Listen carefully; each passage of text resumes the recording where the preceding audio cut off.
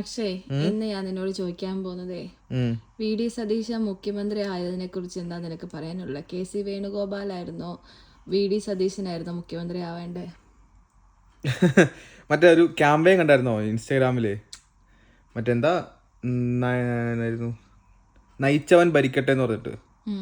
അതന്നെ എൻ്റെ അഭിപ്രായം. ഈ കെ.സി. വേണുഗോപാൽ പെട്ടെന്ന് ഔട്ട് ഓഫ് ദ ബ്ലൂ, പുള്ളി ഉണ്ടായിരുന്നു മറ്റേ ഇന്ത്യയിൽ കോൺഗ്രസിനെ നയിച്ചുകൊണ്ടിരുന്നൊക്കെയാണ് കുറേ പേര് പറയുന്നത്. പക്ഷേ പുള്ളി ഔട്ട് ഓഫ് ദ ബ്ലൂ വന്നിട്ട് എനിക്കെന്തായാലും പുള്ളി വി.ഡി. സതീശനെ, കാരണം 2016 2011 പ്രത്യേകിച്ച് 2021 ഇങ്ങനെ കോൺഗ്രസ് തകർന്നു നിൽക്കുമ്പം ആരും നേതൃത്വം ഏറ്റെടുക്കാതിരുന്ന എല്ലാ സമയത്ത് പുള്ളി വന്നത് വി.ഡി. സതീശൻ.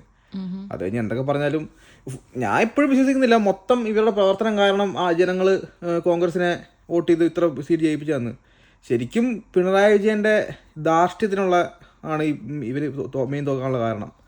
ഇതിൽ ഏറ്റവും എനിക്ക് അതിശയമായിട്ടുള്ള ഇത് കഴിഞ്ഞിട്ട് ഈ മുഖ്യമന്ത്രി പ്രഖ്യാപനത്തിൻ്റെ ഇടയ്ക്കുണ്ടായ ഈ ഇവരുടെ ഗ്രൂപ്പ് കളിയാണ്. അതിൽ ഞാൻ വിചാരിച്ച കുറേ എൻ്റെ ഫേവറേറ്റ്സ് ആയിരുന്ന കുറച്ച് MLA മാരൊക്കെ വെറും ഗ്രൂപ്പിൽ മാത്രം ഒതുങ്ങിപ്പോകുന്നവരാണെന്ന് എനിക്ക് മനസ്സിലായി. അതിലെനിക്ക് കുറച്ച് ഇവരുടെ പാർട്ടിയോട് എനിക്ക് ഇപ്പം ഇത്തിരി ആഭിമുഖ്യം കുറഞ്ഞിട്ടുമുണ്ട്. കാരണം വി.ഡി. സതീശനെതിരെ ഒരു ആകെ വി മുരളീധരൻ മാത്രം കണ്ട് സപ്പോർട്ട് ചെയ്തിട്ടുള്ളതെന്നാണ് ഇപ്പോൾ റിപ്പോർട്ട് ചെയ്തിട്ടുള്ളത്. ബാക്കി എല്ലാവരും കെ.സി. വേണുഗോപാലിനെ, രമേശ് ചെന്നിത്തല സപ്പോർട്ട് ചെയ്യുന്ന അറിയത്തില്ല, രമേശ് ഒക്കെ സപ്പോർട്ട് ചെയ്തത്. പ്രത്യേകിച്ചും KM അഭിജിത്തും ഷാഫി പറമ്പിലും ഒക്കെ പുള്ളിക്കെതിരാന്ന് പറഞ്ഞപ്പം കുറച്ച് ഞെട്ടലുണ്ടായിരുന്നു എനിക്ക്.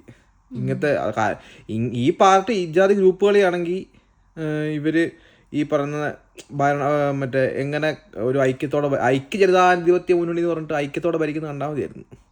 പിന്നെ പുള്ളി മന്ത്രി ആയതിൽ എനിക്ക് 100% ഐ എം ഹാപ്പി.